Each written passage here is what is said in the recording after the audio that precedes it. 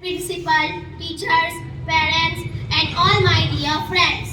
My name is Zikra. At first, I wish you all a very happy Republic Day. Today is 26th January and we are celebrating 77th Republic Day. Republic Day is a national festival of India. We celebrate this day with great joy and happiness.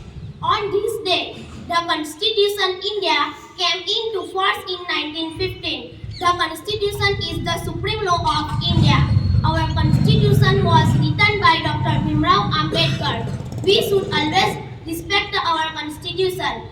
Indeed, Republic Day is realize the importance of democracy. On this day, Indian Constitution is the largest written constitution in the world.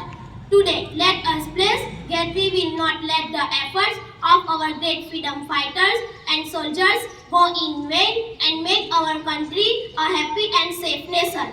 Republic Day teaches us to live in peace, love and unity.